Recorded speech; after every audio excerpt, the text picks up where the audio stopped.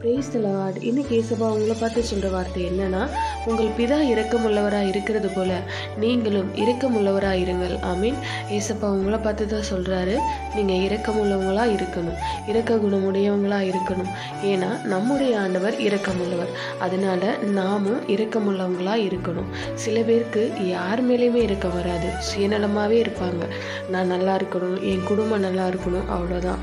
அடுத்தவங்க மேலே இருக்க சிந்தையே கொஞ்சம் கூட அவங்களுக்கு வராது. அப்படியே தான் இருக்கக்கூடாது. ஏழைகளுக்கு இறங்குகிறவர் கர்த்தருக்கு கடன் கொடுக்குறான்.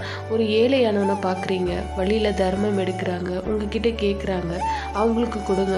சில பேர் அதுக்கும் சாக்கு போக்கு சொல்லுவாங்க, இவங்க வேலை செய்ய மாட்டாங்க, சோம்பேறி ஆகிடுவாங்க, இல்லை இவங்க ஏமாத்துறாங்க, இந்த மாதிரி ஏதோ ஒரு சாக்கு போக்கு சொல்ல ஆரம்பிச்சிடுவாங்க. ஒரு 4 பேர் அப்படி இருக்கலாம், தப்பு பண்ணுறவங்களா ஏமாத்துறவங்களா. ஆனால் உண்மையாகவே பாதிக்கப்பட்டு இருந்தாங்கன்னா நீங்கள் கொடுக்குற அந்த ஒரு சின்ன பணம் அந்த அவங்களுக்கு அந்த நாள் முழுவதுமே அவங்க அதை வச்சுட்டு ரொம்ப சந்தோஷப்படுவாங்க. அதனால் பாக்கெட்டில் எப்போவும் அதுக்காக கொஞ்சம் பணம் வச்சுக்கோங்க. நீங்கள் போகிற இடத்துல இந்த மாதிரி நிறைய பேர் இருப்பாங்க, அவங்களுக்கு கொடுங்க. அது உங்களுக்கு அவ்வளோ சந்தோஷமாக இருக்கும். அதே போல் ரொம்ப கஷ்டப்படுறவங்க இருப்பாங்க, அவங்களுக்கும் உங்களால் முடிஞ்ச உதவியை செய்யுங்க. கடவுள் உங்களை ஆசீர்வதித்து வைத்திருந்தாருன்னா கஷ்டப்படுற ஜனங்களுக்கு உதவி செய்யுங்க. இருக்கிறவனுக்கே நீங்கள் உதவி செய்தீங்கன்னா அதனால் உங்களுக்கு ஒரு பிரயோஜனமும் கிடையாது, ஒரு நன்மையும் கிடையாது. ஆண்டவர்கிட்ட அதுக்கான கிருபையை கேளுங்க. நீங்கள் மனமிறங்கி உதவி செய்தீங்கன்னா தேவன் உங்கள் மேலே இரக்கமுள்ளவராக இருப்பாராம்.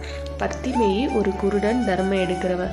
இவன் ஏசப்பா கிட்ட வரும்போது, நீ தர்மம் எடுக்கிறவன், நீ ஒரு பிச்சைக்காரன் அப்படின்லாம் ஏசப்பா சொல்லவே இல்லை. பாதிக்கப்பட்ட அவனோட கண்ணை குணமாக்கி நீ வாழ்ந்துருன்னு சொல்கிறாரு. அவர் மனமிறங்கி அற்புதத்தை செய்தார். நாமும் ஏசப்பா போல இரக்கமுள்ளவங்களாக இருக்கணும். நீங்கள் உதவி செய்யாமல் இருக்க காரணத்தை கண்டுபிடிக்காதீங்க.